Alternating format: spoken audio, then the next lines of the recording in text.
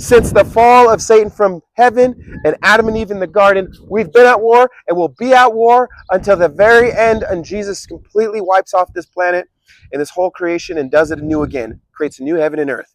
We're going to always be at war.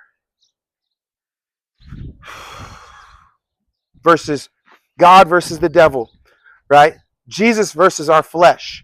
The spirit versus our lies, or the lies. That's the war we're fighting against. All right? That's your introduction before I dive deep into this teaching again, because I kind of already taught it, but I was like, you know what? Let's go through what the scriptures say. I want you to really understand that we're at war. And if you know anything about war, if you've ever been to war, I've been to war. You ever seen any war? You ever seen any two people fighting? Or two people always at each other's necks? That's war. Even though, or it's two people literally fighting. Or you see like the civilians versus the officers, they're always tangling up with one another, right?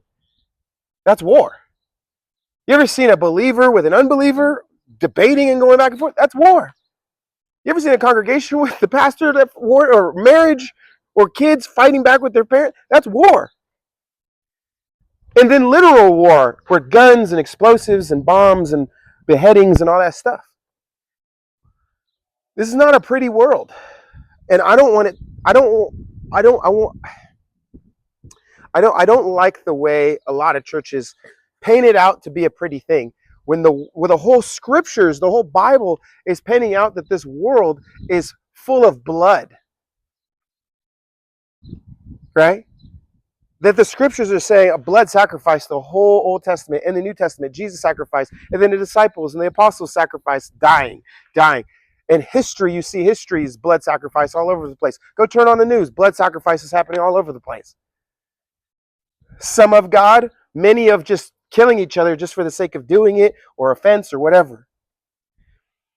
And that's how I preach. I preach the truth. And a lot of people don't like that. I don't want to hear that the world is as bad as you're really saying it is.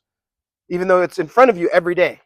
Even though it's in your head every day. You're like, I don't like that person. Or you perceive this person as hating you. Or they might. Or whatever, right?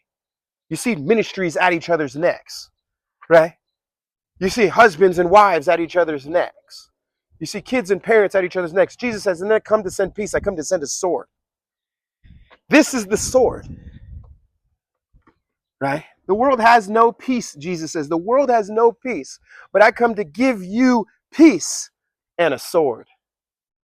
But it's not a physical peace of physical